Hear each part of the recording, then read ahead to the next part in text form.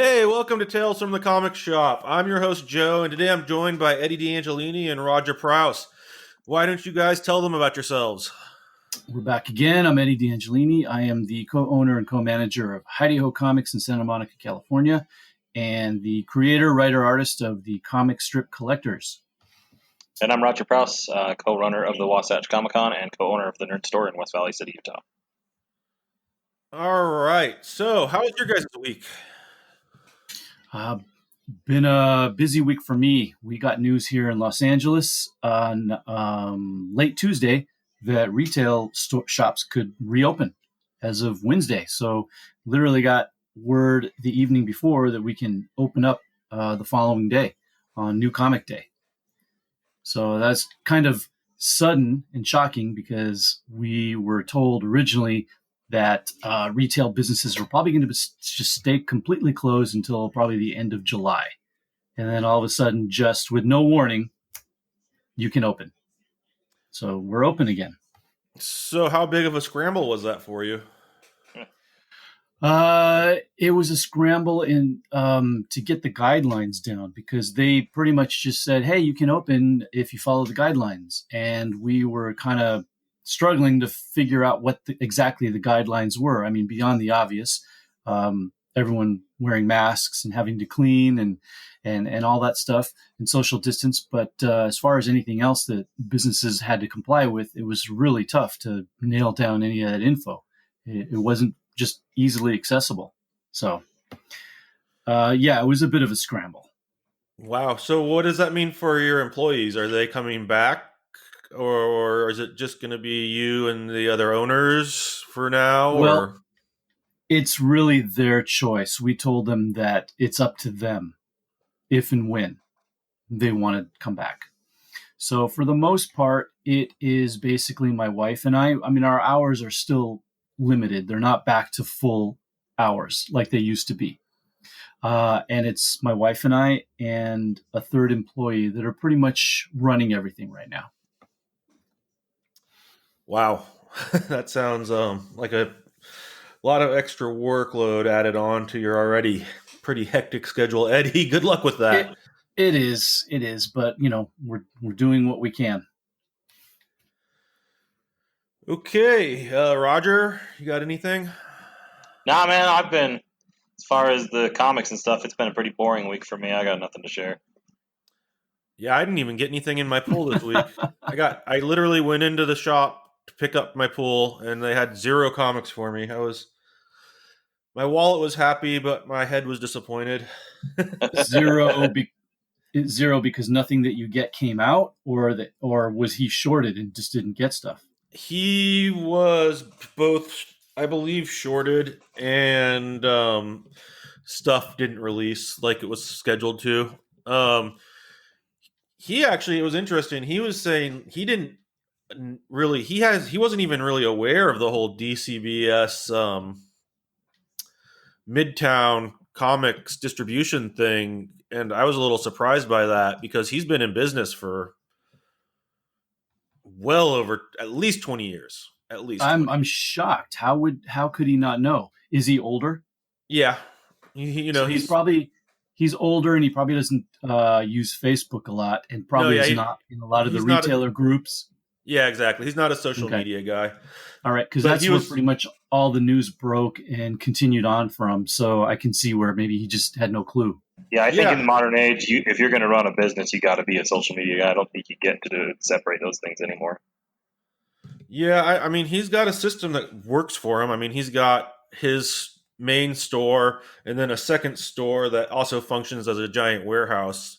But I mean, he's mostly Magic cards and games, a lot of D&D books. I mean, comics have kind of taken what started as a comic shop. Comics have definitely taken a back seat to other fandoms. Then that makes sense. It sounds like he's one of the, and not to knock them in any way, but it sounds like he's one of the old guard comic shop retailers. Yes and no. I mean, he works really hard. No, he works really hard to make his store a comfortable environment, which I really appreciate. Like you guys do. Like it's important to him that anyone can come into his store and be comfortable. But yeah, no, he's definitely been around for quite a while in the industry, and so he's also got some old school policies and stuff that is interesting. But but that's neither here nor there for us. So all right, well, moving on. One question that I know you guys get frequently over and over again is how should I get started collecting? How do I collect? Roger, why don't you kick us off here?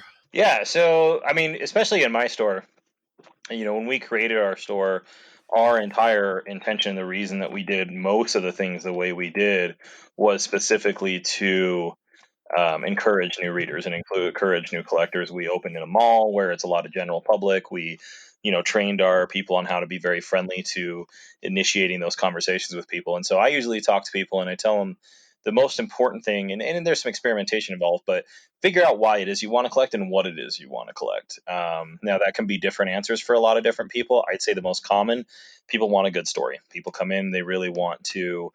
I find, I don't know, Eddie, if you find the same thing. I find most of your early collectors and most people starting collecting are what I call story based collectors, where they collect based on liking a genre or liking the concept of a specific story, and that's what you sell them on. And then they learn that story and they learn that type of thing. Oftentimes, those people tend to develop an art style that they really like and become kind of art collectors, which is another kind of subset of the story collector that I look at, where they'll collect certain types of art or certain artists or certain creators, but they generally start, in my experience, by reading. You also have people that start by wanting to collect what they had as a kid and lost, or they really want to start by it. You do get some, and I don't think it's as often as people think, but you do get some that want to come in that want to either be investment collectors or speculating collectors, which I know sounds a little bit like the same thing, but I don't think they are. And I can get into a little bit later on why that is. But people that are kind of collecting for monetary gain, either in the short or long term.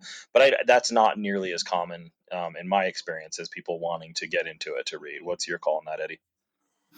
Oh, I totally agree. The majority of people that come in new are coming in to be a reader. It usually comes from somewhere else. Like they played a video game of a certain character they liked or saw a movie or a TV show, and that is like their gateway. And from there, they come in and say, well, I really like this character. Or I really like the story in this movie. What do you have that's like that? And so they definitely come in. The majority of them come in as readers. Only a small amount who know nothing about comics come in and say, so like, what should I buy that's going to go up in value? It's usually always reading. Reading is the gateway into collecting. And from there, they start to gravitate towards certain creators, like you said, Roger, certain art styles, and kind of find their niche of what they like. Even certain publishers. I mean, there are definitely people that will follow a specific publisher as Oh, well. sure. I mean, what's the big question? It's like, when someone comes in to start reading or collecting, their first question that they have is trying to figure out, am I Marvel or am I DC? Right. Right. And so it goes from there. You come in as a reader and you come out as a collector. Yep, I agree. Most of the time, I think that's the case. Now, I would also preface this by saying, even though I recommend people to start by identifying what it is they're out of, go where that leads you. I mean, you very well may find that you really enjoy the ups and downs and crazy world of comic speculating. And just as a hobby, it's a fun hobby, and you can make a little bit of money if you do it right, and you can lose a lot of money if you do it wrong. And so, but you might find you enjoy that, and you know what? That's fine. I'm not going to stand here and tell people the way that they should collect or shouldn't, being more valid than another. But identify why it is you want to start, but be open to where that may lead you. For me personally, when I started collecting, I had literally zero interest in Silver Age books at all. Like, I had no interest in anything other than modern. We've talked in the past that I got into this a lot later than most. And so none of that really appealed to me. And it was once I got into the lore and once I understood, and really once I started studying the history of comic books, it was the history that was behind that piece. It was more than the piece itself. For me, it's buying a piece of history, and that's what I became to kind of understand, and that's why I developed a taste for Silver Age, and I developed some of that into my collection. Although mine is not as Silver Age heavy as many in my position still. But I had to work my way into that. That was not a natural thing for me right off the bat. Yeah, that's where I started. Yeah, a lot of people are. I mean, that's not uncommon at all. Yeah. Among story collectors, one of the things that I think is a big flaw that, and I actually think a lot of comic shops make this flaw, and Eddie, you touched on this a little bit, is people will come in the shop and they'll say, okay, I want to get into comics and I love Batman. Your comic shop's initially immediately going to say, great, let's find you a great Batman book. And that's okay. But they don't do a very good job of saying, what is it about Batman that you like? And saying, okay, oh, you love the detective aspect of things. Well, let's talk to you about some Ed Brubaker books. Let's talk to you about some of the different independent titles that have that same element, but go into these other worlds and these other stories and help you branch out you could a little bit more beyond just the Batman. Or, oh, you really like the action in it. Well, some of these titles are maybe going to work a little bit more for you than others. Maybe have you tried, whether it's within superhero, outside superhero, other books that encompass those same values and those same types of storylines. Yeah, I definitely have experienced and seen that a lot. You go in, you ask for a recommendation, you get pointed to Watchmen, you get pointed to maybe Sin City or Preacher or whatever the generic. I mean, not generic. These are obviously great books, but the typical Kind of comic. cliche, yeah. Yeah, exactly. Yeah, and I think part of the flaw too that happens sometimes is, I'm going to tell you right now, if my first book was Watchmen, I probably never would have picked up a comic again. If you are somebody that comes into this in the modern age, you don't look past. It's harder for people that are just coming into this and really truly just coming into this fresh to look past some of the limitations in art and printing and in production that some of those older comics had. So I'm really hesitant to recommend the classics to new readers. That is not where I ever go, because for me, while those have a place, I think those have a place once you're a comic reader. I think if you're trying to get people into being new readers, what's coming out now is coming out now for a reason, and that's the world that these people are living in. And so you need to give them something that reflects the world they're living in to attract them to the medium first. And I think another thing is, again, touching on, Watchmen, Alan Moore is not an easy writer to read. And if you're trying to get used to a new comic book medium that you're not familiar with, the medium that's already, it has a little bit of learning curve of just how to read a comic book. I try to start people with lighter reads. I try to start them with things that are maybe a little bit more linear, a little bit less. I don't like stuff that really plays a lot with panel structure and those types of things, which can be great books, but I don't like them for beginner readers. That was a big hurdle for me when I first got into it as an adult, that I try to be cognizant of when I'm recommending books to new readers as well. I agree. I would never give a new reader something like Watchmen or Dark Knight Returns. You've got to really be familiar with the medium before you read those, because those obviously build upon years and years and years of the medium as an art form and shakes it up. So if you're just a beginner, that's just too advanced for you, I think. There's a bit of a learning curve when you start reading comics if you never have before, because you kind of got to get the idea of how the stories flow in a comic, how the panel structure works. And if you're given something to read that has like this really advanced panel structure, it's going to confuse you, because I know a lot of beginning readers will say, well, I don't understand like which word balloon I'm supposed to read first. Yeah. And you've got to get something that's just done basically in the format so people can very easily understand how it flows when you read it. So one of the ways I think I avoid the cliche at my shop, and by I mean myself and my employees, is we don't just say, oh, you're a new reader, here, these are considered the greatest comic stories ever, Watchmen, this, that, whatever. We don't do that. A good question that we lead in with is, oh, really? You want to read comics? Well, let's find something that you like. What kind of movies, or what are your favorite movies and what are your favorite TV shows?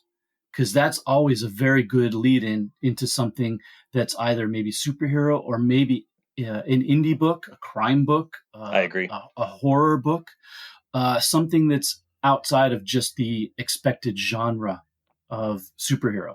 I agree. So that tends to be a really good lead-in question that can point us to what they want to read and what they want to see, rather than us telling them what they should be reading. Yeah, and I generally also try within maybe not the first. I mean, I try within the first book, but if it's not the best fit, I don't try and force it on people. But within the Right. first few books that someone reads, I try to get them to branch out from superheroes at some point. I actively try to put something in their hands that's not a superhero book, because people come to a comic shop, they already think superheroes. I find there's a couple problems. First off, superheroes in comics, especially for the people that are new to this, they are not as approachable as superheroes in the movies. You have generations of lore that go into these, and reading, Yeah. reading orders that are hard to figure out, and there's a lot of that becomes very frustrating for new readers. So that's part of the problem, but also part of the problem is I want to show them what the comic medium really has to offer, because I don't want them to pick up 5 or 6 comics, go, yeah, those were good stories, okay, I'll go, I get so much superhero, I got all these movies and stuff, I'll just move on. And I think you really do a disservice to both them and, to yourself, if you don't say, let's look at some of what comics have to offer that isn't just superhero, because it's really some of the best, in my opinion, there's some of the best literature ever written was written in a graphic format, but you have to kind of branch out and have to really go out there to find it. I agree. I mean, let them find the superhero stuff that they like on their own, And they will. because it's so prevalent. They'll find it and they'll gravitate towards what they like pretty easily. But it's a lot harder to gravitate towards the more indie stuff that's different. I remember one time where someone came in wanting to start reading comics, and I could tell right away that their only idea of what comics were superheroes. And I showed them a copy of March, and they were floored. They said, "Really? I mean, this is comics? Comics are like this?" And yeah. And so I showed them a few other similar things, and they were amazed, and they just bought them all. They said, "I can't believe that, comics are like this, or, these kind of stories are being told. This is the stuff I want to read." Yeah. I mean, I did a little informal poll a couple years ago on my store's Facebook page, about how many people do read comics. And even on my store's Facebook page, which is a comic store, it was about 50-50. I asked how many people would be willing to. And about 80-90% said they would. And I said, but if you wouldn't be willing to, tell me why. And by far, the number one answer I got was some version of, I don't like superheroes. And that was why they wouldn't be willing to read a comic, because these people legitimately thought that was the only thing comic book had to offer. And I thought that was really eye-opening. And looking to, like, say, the last 10 or years or so, probably one of the most sought after and valuable books for collecting is Walking Dead #1, which isn't even a superhero book. Right, probably the most valuable if you're talking about since 2000. I can't think of anyone that was, with the exception of a few variants, that was like a first print book that would be worth any more than that one. Right. And I mean, we're talking like just a regular cover A. Yeah, regular mass release. Yeah, regular mass release, a #1. There's nothing comparable. And it, like we just said, it's not a superhero. Well, and if you go to the 80s or back further, I mean, for what's considered the modern age, the most desired and most valuable book is also not, I mean, I guess you could kind of consider it a super, but it's not a Marvel DC superhero book. It's TMNT #1. So again, are you breaking out of that Marvel and DC mold there? Yeah, which is what people think of comics when they first come in and start reading and collecting. Have to be exposed to this whole other world of independence out there. Yep. So I think it's important that we say that this is not telling people who are already collecting that they're doing it wrong, or telling people how they need to collect. This is information that we wish we had had when we started, and it's stuff we've learned from our mistakes that we hope help you to avoid them. I think the way we're going to kick this off is we're going to break it down into the types of collectors that we frequently deal with, because it's important to know what type of collector you want to be before you start making a significant financial investment. And the 4 types of collectors that we have identified are story collectors, people who are mainly interested in a storyline they want to read and follow. Art collectors, people who might be more interested in different covers. They might not be as interested as what's on the interior as they are as just getting the covers that they like and displaying them and appreciating the art that way. People who invest in comics, so people primarily interested in buying something that they think will appreciate. And then speculators. I know this is going to be a lot to unpack, so we're probably going to do this over a couple podcasts, or we're definitely going to do this over a couple podcasts. but we're going to start off with story collectors. Roger, why don't you break it down what it is and who these people are? Yeah, so again, I think most people start out as story collectors. I do think there are different types of story collectors. You do have some people that really like to go back and get completed runs. Though that's one type, and I'd say those are probably in the minority. I'd say the majority break into the other two categories that I would identify, which is people that like to stay current on kind of what's coming out, watch, read it, discuss it, those kind of things, and then your wait for trade type people. You're people that like to get it once it's collected, get the whole story right there in front of them, buy in trade paperback. When you're deciding which one you want to do, for me, I think there's ups and downs to all of them. I do a little combination of all of it for me personally. The stories that I collect in individual issue and I keep up on issue by issue, they're generally the ones that I'm the most passionate about and the most into. They're often the ones that offer the best as far as the best cover art or the best letter section, those things that you don't get with the trades, the trade paperbacks. And for those who don't know, the letter section is where people actually write in questions about the books, and the creators will talk about different stories involving the book and those kind of things. And I tend to collect individual issues far more often on independent titles for my own reasons, mostly the fact that for independent titles, if their individual issues don't sell well, they are far more likely to impact the people who created those books and the publishers because they're smaller and they have a harder time. And so for me, I just want to put my financial support behind those people and encourage what they do. Marvel will be fine with me buying trade paperbacks. DC will be fine if I read in trade paperback. It makes a bigger difference for these smaller companies and these smaller creators. So I really try to focus most of my individual issue money personally on smaller-ish creators and smaller publishers. The big advantage to doing issue by issue, obviously you keep up with the story more often, especially when you're going into comic shops. We've talked in previous episodes how comics shops really offer a community. One of the great things about that community is you can talk about these things as they come out. Big cliffhanger happens, everybody's on, everybody knows it. It really intertwines you with that community really well.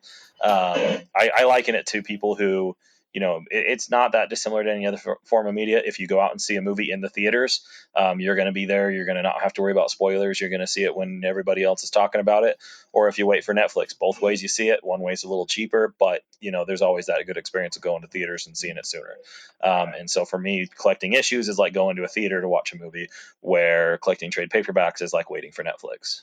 Good analogy. This is the one that's closest to me because I'm a run collector and I know we're a dying breed. I mean, I understand it. It doesn't make a lot of sense if you are worried about the financial aspect of comics to go back and buy a bunch of $5 comics in between the keys from 40 years ago. I've become something of a completionist. I don't know where that aspect of my personality came from, but I need the whole thing. Well, and let's be clear, there are things that you lose if you get the omnibus of those old stories versus having original copies when you're reading them. I mean, the art is not the same on the omnibus paper. You lose the vintage ads a lot of times. You lose those awesome letter sections from some of the legends of the industry. You lose those great covers. You lose the smell. I mean, don't underestimate the smell of an old comic book. I know that sounds weird for those who haven't experienced it, but the amount of impact that can make. So you do absolutely gain from collecting the individual issues on those runs versus reading them in other formats. And there's I understand, but if you're big into like keys, I understand where you don't want to spend $500 collecting the issues between Hulk 182 and Hulk 271. Yeah, there you go, perfect. I understand where you don't you need spending that money in between there doesn't make sense if you're just trying to build a wall of slabs, and there's nothing wrong with that. Most people do it. It's just for me, I want the whole story. Yeah, I mean the runs that I collect though are also they're important to me, Sure. and it's not about as much about the finance as just the importance of the run to me. So because it's for you in your case, and then in my case, obviously with Spider-Man, it's a character that you love. So there's a bit of a bragging rights of having Definitely a full completed set, and also having it almost like as a time capsule, a piece of history, all complete. No, that's another great point too. Yeah, there's something about like when you buy a Golden Age book, you need to pull it out and rebag it and check it and make sure that it's complete and everything that goes. I mean, it's just there's something special about those books. You're holding a piece of Americana, just an irreplaceable, because I mean, it's if something happens to that, there's nothing you can do to fix it. That's just the way that it is from then on, and so And it's then also kind having of a it responsibility. and having it and holding it and having it as a piece of history and smelling it, like you said, Roger, you're not going to get that from a reprint or from an omnibus. And that is really what comes down to. It's the whole essence of collecting. Yeah. Yeah. I mean, I think there people often go, and so for me, I'm one of those. I'm more of a key collector. I will have certain things. For me, it's keys and covers. There's covers that I particularly loved. I'm going to take them whether they're a key or not, just based on my personal taste. And frankly, for the keys, I have to also love the cover. So, I mean, covers are a big part of it for me.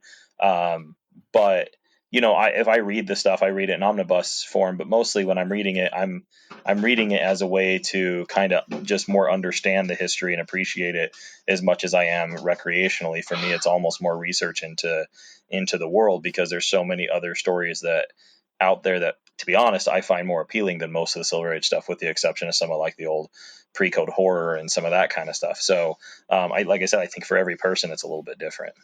My advice is, if you're going to collect a run, if you're going to collect runs, identify how long it's going to take you to complete it.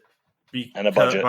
And the budget. Those are the two main things to really think about before. Because like the first run I ever collected completely was the New Teen Titans Perez Tales of the New Teen Titans George Perez Marv Wolfman run, and I kind of went into that, and I was kind of all over the place with it. I didn't have a plan going into it, and it ended up costing me. Like, it cost me more money to put that run together than it should have, and that's because I just wasn't. I didn't have, like I said, I didn't have a plan. I wasn't organized. I didn't know what I wanted to put the proper preparation in. And when I moved over to Saga, that's when I really learned. And I put a plan together, and it went a lot better. It was, I mean, obviously it's a much newer comic, so it was a little easier to do. But it's not an easier to find book, though. It's harder to find those early Saga than it is to find the New Teen Titan stuff. Yes and no. I mean, to get a clean copy of #1 can be a pain, but there's 7 printings of it, I think. So yeah. I mean, and also, decide your definition of a run, because for some people, they don't need to have Saga 1 first print. They just need a copy of Saga #1, and then they're happy to move on to 2, 3, 4, 5, because they just want to be able to read the whole thing. And if that's great. If that's all that matters to you. Some people, they have to have every single cover in the run, all variants, and that can get kind of insane with with any modern book. That can be insane. Yeah, no. Like, for instance, my Batman Rebirth run, I have every cover except for, I don't have all the variants of #1, and I don't have all the variants of number 50, because I just was like, I'm not going to spend $1,000 to buy all these variants. It's just not worth it to me. Yeah. Yeah, imagine being the guy who decided to collect every variant of the Marvel Star Wars run. Yikes. Kind of similar to that. I don't know if you guys remember this, because it's going a little farther back. Probably you didn't. I don't think you even had the store at this point, Roger. There was an issue of Amazing Spider-Man, and this was before issue 700. It was like, I know. I think I know what you're talking about. The store variant. Yeah, there was a variant where there was an issue where all the stores, any store who wanted to cooperate, could get their own custom store variant of this issue. Okay.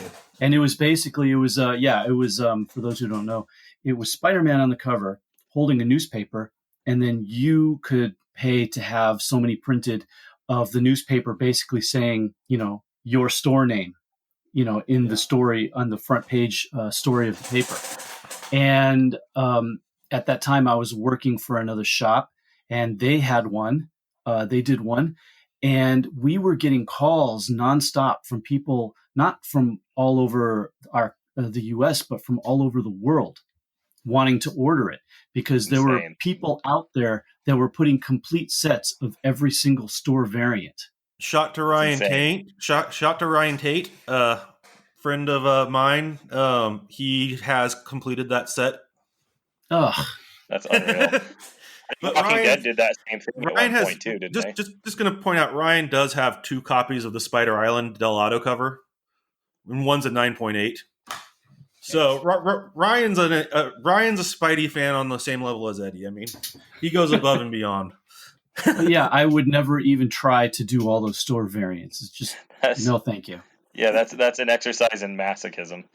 It is. I can only imagine the phone bill of all these people that were calling every single shop all around the world Right. asking to order a copy.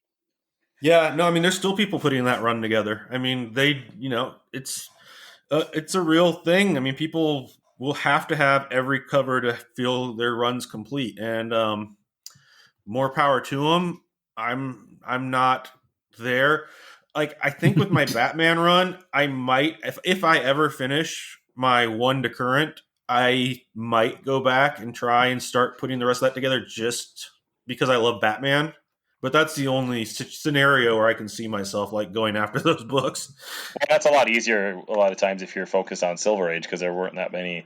I mean, even if you talk about different variations in either pricing or, like the Whitman or those types of things, there still weren't nearly as many variants and variations back then as there are in modern age collecting. No, No, that's but absolutely true. the tough ones though are the Marvel 30 and 35 Yeah, those cent can be price really variants. tough. Those can be really tough if you want to be a completist, especially if you're a Star Wars fan. Yeah, yeah. Yeah, and then I know a few guys who even go. They want the Pence version. They want the Canadian version. They want. Newsstand and direct. Yeah, exactly. Yep. No, yeah, that's I mean, hey, if that's your thing, more power to you. But yeah, so like I was saying, there's a lot of ways to go about collecting runs and stories. But the main, most important thing to take away from it is learn from my mistake and have a plan going in. Don't just kind of slapdash decide this is what I'm doing and then go after it and end up burning through money that you don't need to spend chasing book. And that's the other thing a lot of people need to understand is, you get, I need this book and it's hard to find, and this guy has it, but he has it for an unreasonable price. A Just collectible, and wait. there's more than one. You'll find another. With some Yeah, exceptions, there are some there are a few. exceptions to that, but Yeah. not many. You're right. Yeah. And then on that note, if I was given my best piece of advice, somebody who's wanting to get in just as a new reader and collect new books, the first thing I'm going to tell you is, don't buy your book off Amazon. Don't buy your book online because you're going to get reviews of the total quality of the book that is not going to necessarily reflect what your experience is going to be. You're going to buy a book that's heralded as an all-time great that's just not for someone in your position. You're going to have a negative experience. You're going to chalk that up to comics not being for you, and that's not the experience you want. Go to a comic shop, find a good one, find one that really takes the time to talk with you, listen to you, and treat you the way you want to. Don't be afraid to walk into a shop, determine that it's not for you, not buy anything there, and find a new shop. I mean, look around a little bit, find the shop that's your shop that really gels with you, Yeah. and don't. And I would tell you, whatever it is that they recommend you, ask them to recommend something that's not Marvel or DC on top of the inevitable Marvel or DC book that you'll end up picking up too. And I would do both, because you really do yourself a disservice if you don't branch out into the wider world of what comic books have to offer, even if you're a big superhero fan. You make a really good point, Roger, because not every shop is the same. And you can walk into a shop where it's just not a right fit for you. And we get that a lot, where people will come in and say, well, I went to such and such shop and I felt like they weren't listening to me or they didn't know um, too much about what I was interested in. And I think it just takes someone who's willing to listen. I mean, comic shop people, us owners and employees, we're kind of like bartenders.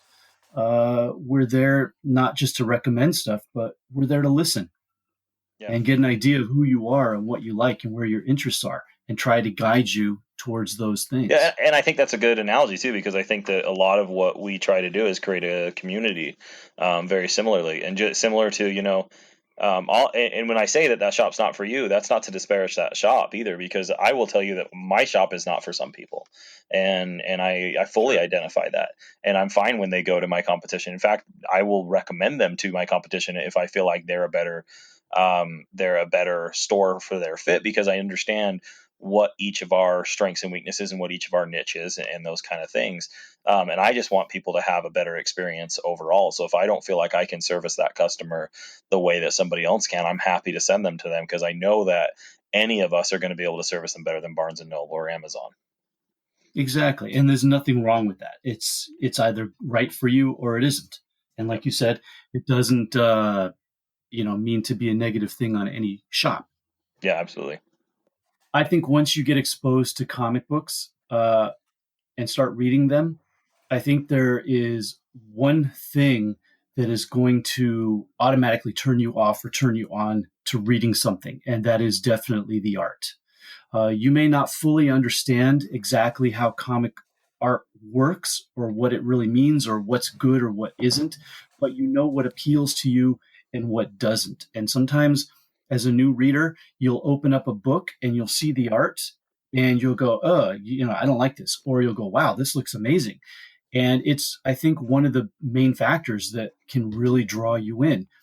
Can draw you into what you're going to read, what you're going to enjoy, and eventually what you're going to collect. And the further you go with this, you'll start to be able to identify certain artists that you like. You'll begin to just know their style and their look on sight without even being told Oh it's yeah, them. easily.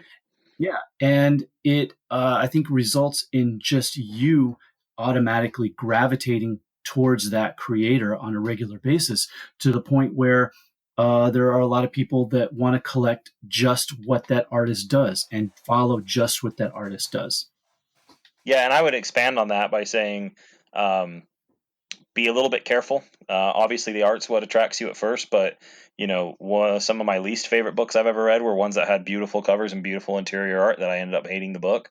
And some of my favorite books I've ever read, I initially really did not like the art, and I had to, really have some time to get into it. I will tell you, I think one of the best, widely considered one of the best comics ever made, is Preacher by Garth Ennis. And when I first picked up that book, I was not a fan of either the interior or the cover art. Like, it just was not my style. And frankly, it took me a while to warm up to the art in that book, by specifically Steve Dillon's interiors. But by the end of the book, I will tell you, I could never imagine that book with anyone else doing the interior, because his interior art is so much of what made those characters what they are and made that story what it was. I would say the same thing about Deadly Class. Initially, the Wes Craig's art was a little bit off-putting. Has his own very specific stylized, his own style that he adds to that, but it fits so well with that story. And sometimes it's not the artist; it's the fit with the writer. So give it some time to get into it, see if it's something that you can kind of come around to. And you know what? Don't feel bad either if you get into something, you say, everybody tells me that Preacher's a great book, I really did not like it. That's fine. You don't have any obligation to like Preacher or to like Frank Miller or to like uh, any creator. I Alan mean, Moore. even Alex Ross. You can even not like Alex Ross. That's even okay. No, blasphemy. So it's totally okay if those aren't to your taste. You don't have any obligation to read them just because everybody else loves them. True. I actually just picked up an Alex Ross autograph. Not that that's relevant, but I'll have to show you guys what my brother picked up at Comics Pro this year from Alex Ross. It's hilarious. I think what we're saying, if you're a cover collector, I think one trap that's really easy to fall into is, again, overpaying because you have to have that book and it's hard to find, and this guy's got a copy of it right in front of you. Like, that's like the number one trap that I see people fall into over and over again. Yeah, it is. I would also argue, though, that if you are buying something, I mean, obviously you should have into, if you can get it, the same object from somebody else for a lower price, obviously you want to do that. But if there's ever, I never purchased something that I ever have with collecting, where if somebody told me that isn't worth anything, I'm still okay with the amount I spent on it, if that makes sense. With the only exception being some specific blue chip books.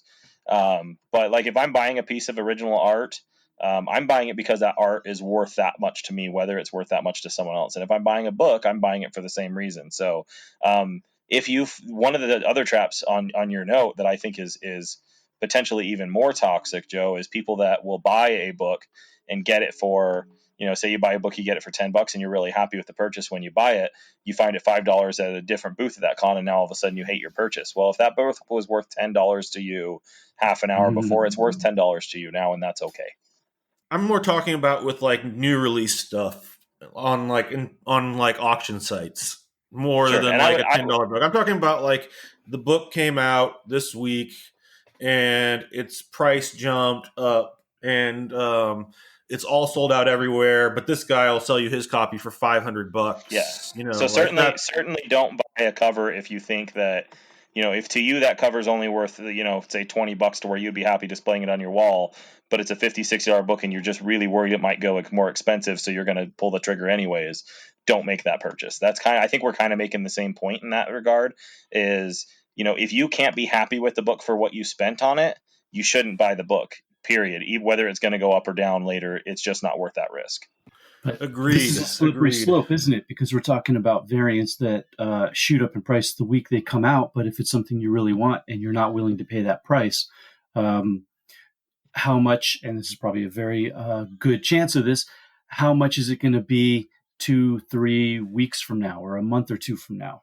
Is it going to stay that price, or is it going to drop to half that amount? I guarantee you every one of us has an example of a book that we got that was a variant that we said, oh, we'll hold off till it goes down, and it went up. Or a book that we bought because we were afraid it was going to go up and it went down from when we bought it. I think we all have examples of both of those things. So it's a really non-exact science. And that's why I try to just make sure that, hey, if I buy it, I know that I'm getting it for the price I'm getting it for, and I'm going to be happy because it's worth that to me. And if I can't make that statement, then I don't take that risk. Absolutely. The last thing you want is for your hobby to become something that's toxic in your life. Oh yeah, no, and that's the other thing. I mean, you got to watch out for. It's very easy to try and keep up with the Joneses in comic collecting. Oh yeah, and say, oh, this guy has all this. Well, this guy can afford all that maybe, or he's overextended himself and put himself in a horrible financial situation. But it's just like with gambling or drinking or any kind of side thing. Know your limits and stick to them. Set a stop loss.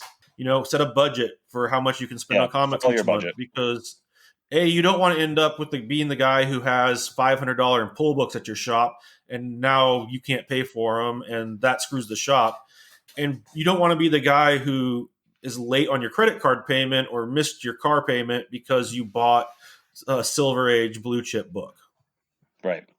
Yeah, I generally, with the exception of some like, again, the blue chip kind of stuff, I tell people if you're gonna buy these books, because and Eddie, I think you'll see this too, where people come in as readers, but they oftentimes have that, well, what are the chances this might be worth something someday, and like that. That's often on the back of people's mind. And what I tell them is, look, if you're not happy with this being valueless, don't buy it now. And, if you get lucky, awesome, but you don't go into it thinking go into it understanding that you're buying entertainment and a piece of art that it could be valueless the second you leave my shop. And if you can't be happy with that, then it's probably not something you should purchase, because you're probably purchasing it for the wrong reasons. Yeah, I totally agree. And this is usually people that are more beginners that you have to tell this to. Yes. If it is something, first you got to tell them, buy it because it interests you, because you love the art, because you want to read the story. If later on this book is the new Walking Dead #1, then hey, congratulations. But keep in mind that you're buying this stuff to read and enjoy, because the chances of it being the next Walking Dead #1 are pretty minuscule. slim. Yeah. I mean, Eddie, less than 1%. How do you handle this question when it comes into you? When someone comes in and says, what's this going to be worth in 6 months? What's this going to be worth in a year? How do you handle that question? I tell them, I'm sorry, I don't know. Yeah. I don't want to speculate. My answer is usually that if I knew which ones were going to be worth money, I wouldn't be selling it to you for cover price. Yeah, exactly. And I would have ordered 100 more copies if I knew. Right. Yeah. but they think that we're operating. When they ask that question, they're not asking me just to speculate. They ask me because they think that I'm working with some kind of inside knowledge that I can share with them, and nothing could be further from the truth. I don't know. I The don't know if publishers and this the is going to be. creators don't know either. You're right. Right. They have no clue. I don't know if this is going to be the next Walking Dead or not. And I've had people ask me that. Is this going to be like the next Walking Dead #1? And I have to tell them, I don't know. But the chances of that are probably 99%, 99.9% no. The flip side to that coin is like Marvel put out a character that Donny Cates created called Cosmic Ghost Rider in 2017. This was a character that just blew up the market. He was the most popular thing you've ever seen. There were a lot of people saying, "Oh, just wait, you'll be able to buy that book in 6 months for $5, for $1." And they said the same about Edge of Spider-Verse 2, by the way. Yeah, and they said the same thing about the Batman Who Laughs, and they're saying the same thing about Punchline. And they do it for every character. So don't be one of those guys, and don't listen to those guys who, because 99% of the time the book's not going to maintain its value. Just because, that's not the attitude to have, to just be a negative and say no, no, no every time. It's important to be optimistic and have fun with it if you're collecting for speculation. But you also shouldn't go out and spend $50 on that first appearance unless it's a character you actually like. Yes, exactly. So there's a line to walk there. Like, yeah, if you're going out and spending $50 on it because someone told you it's going to go up in value and it's going to be worth a lot more, just keep in mind they don't know any more than you do. Exactly. What's going to happen. But the thing is, if you always predict, I guess my point is, if you always predict that the negative's going to happen, and you just always predict that over and over again, you're going to be right most of the time from a speculation standpoint, but you're going to miss out on a lot too. Well, so to drive home that story, Joe, I was at a presentation with Marvel Comics where they were up there talking right before that Donny Cates series launched. And when they were presenting all the new series and everything to us, that Donny Cates series where that the Cosmic Ghost Rider launched was a back burner series. It was like one of it was one of the last ones that they presented to us. It was not ones that they were putting a bunch of hype behind. And during that same presentation, keep in mind, editorial at this point is who we're talking to, and they knew what was coming. And they stand up and tell us, hey, this X-Men, there was a Charles Soule X-Men book, and honestly, I don't even remember what happened in the book, that it was that unremarkable. But they said, hey, this is one you're going to want to order up on because this is going to get hot.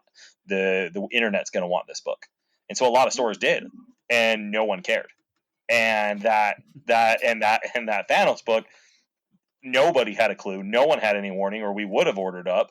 But the thing is, people ask us all the time, and you get this too, well, why didn't you order more?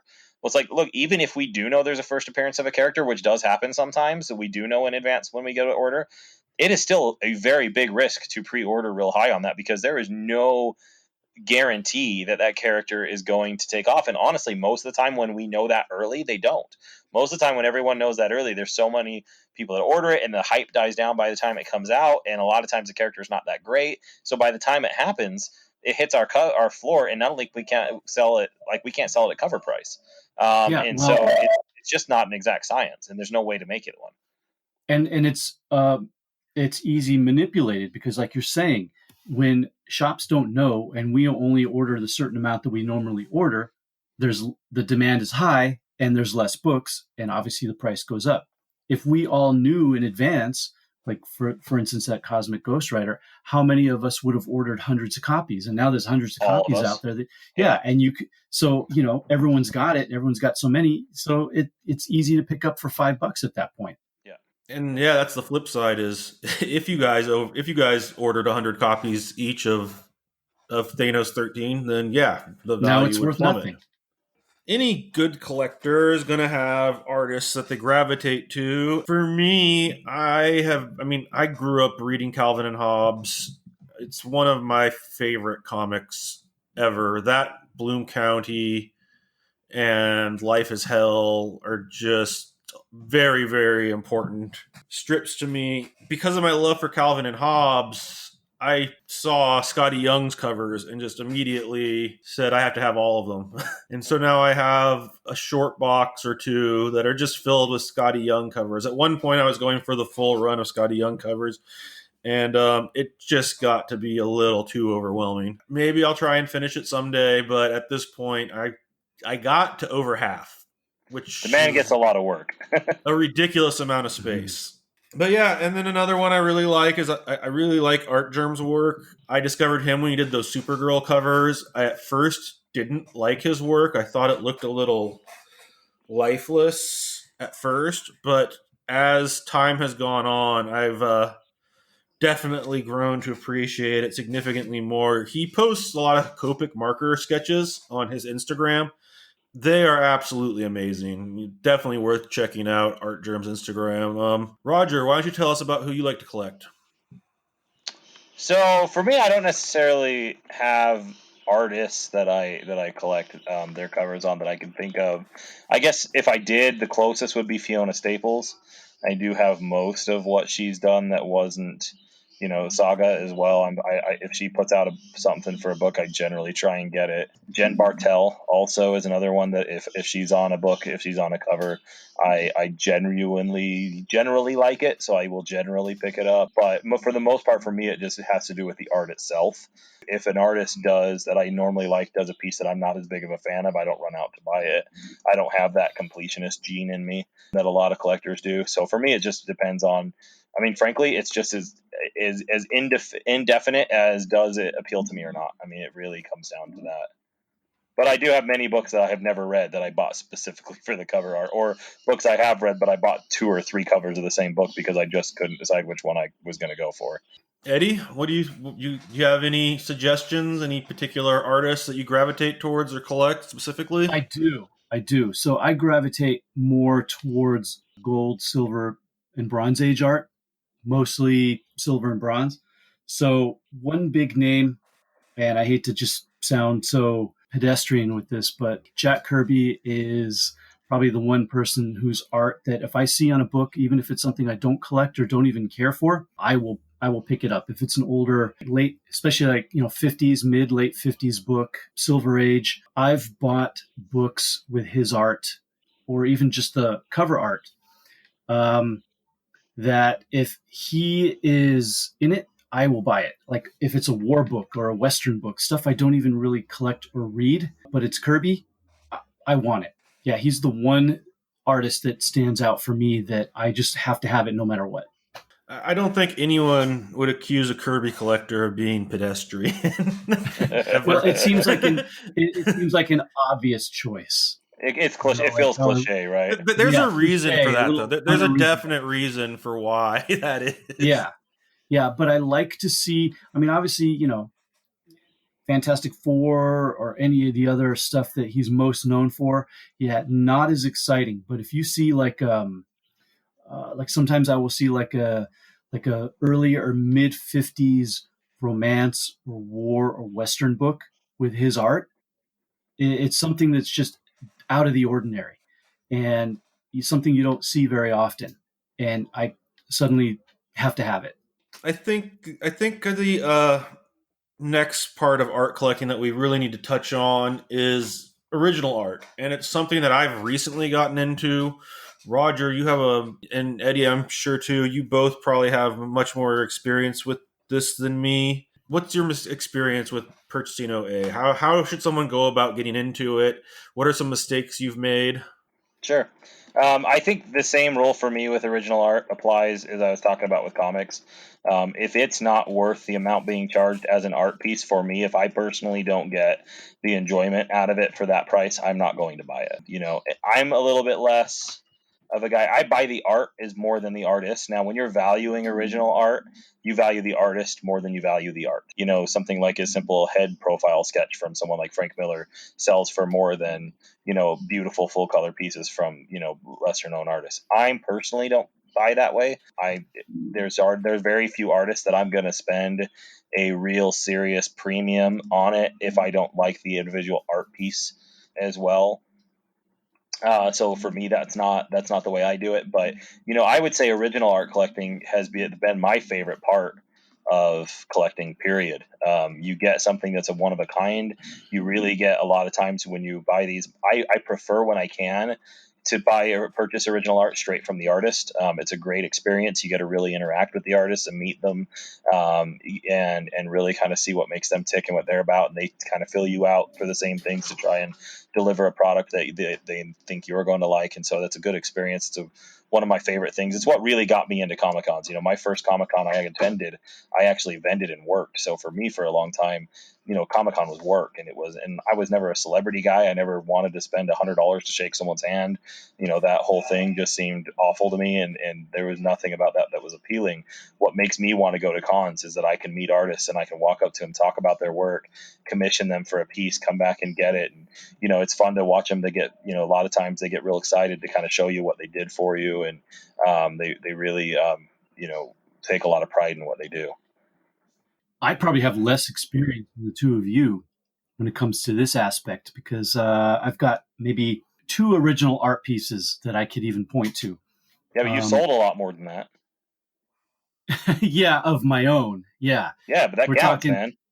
Okay, all right. Well, not talking about my own original art. I think I got 2 pieces. I've got an old piece from, of all people, Brian Bendis, when he actually used to draw, Really? when he used to be an Wow. artist. Yeah. It's, if you remember, he did a comic book way back when, back in the 90s what was the name of the company? I think it was Caliber. It was a series called Jinx, which was about a female bounty hunter. Okay. And there was a page in there that I liked, and I saw him at a convention. And this is before, obviously, he was so well known. So he was just selling his original pages from the book on his table for $25 a piece. So I bought one because I really liked the page when I read the book. And so I have that. And then the other one that I have is a more recent piece that was done for my 4th book by artist who's done a lot of work for DC. His name is Gus Vasquez. Actually, he's Rosario Dawson's uncle, and he did a piece for my book. I got about 5 artists, and I said I want to do a section in the book that is kind of like a pinup section, and I want each of you to just do characters from my book, but homage them in a famous comic book cover. Oh, that's And awesome. so he did an X-Men one with me as Wolverine, and my wife as is it Rogue? Yeah, as Rogue. And I'm spacing on the actual issue number, but it was the one where Wolverine is kind of running towards the viewer with his claws out. And I'll just make it my cool stuff at the end of this show, and we can put a picture of it up on the Facebook page. So that's really about all I have. I've never really done a lot of interacting like you, Roger, at conventions with artists and getting piece and buying them directly from them, because a lot of the art that I would love to buy is more the older stuff, and that stuff is just way out of my price range. It's just I'm priced out of the market on that stuff. Sure. I'll never own, especially someone like Jack Kirby. Yeah, I'll never own an original Kirby page or Ditko page or anything like that. So I guess it's not something that I just dream of. I would tell you that you might be surprised, though. There's a lot of active silver and gold age artists that are getting by now on just selling commissions and those kind of things that are a lot more reasonable than you would expect.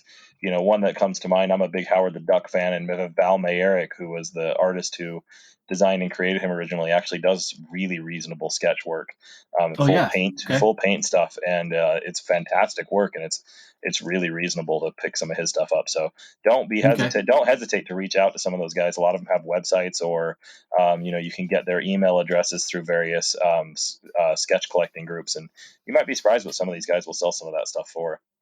And I would love to get some original pages or original work from people like that. Yeah, do it now while they're still around. Yeah, definitely. Yeah, I don't have any sketches. I don't have I've bought some pages. That's about the limit of my experience with buying art. And I think the reason, there's something really cool about an original comic page that it elevates it above just a sketch for me, because it was published in a comic that was actually part of the industry. Not that sketches aren't part of the industry, but just like But an knowing original that page is a piece of history. yes, exactly. And so I gravitate towards that side of OA a little more. I mean, the thing about OA, it just gets ridiculous. The price that some original pages go for, it's just mind-boggling. But again, don't let that deter you. I mean, if your goal is to own original pages, it's doable. You can, like, trying to hunt down an original page with Batman on it in my price range was a chore, but I got it done, and it was done by Jock, who is one of the top artists in the field at this time. Great one to have. And so, like, I mean, it's out there if you're willing to put in the legwork.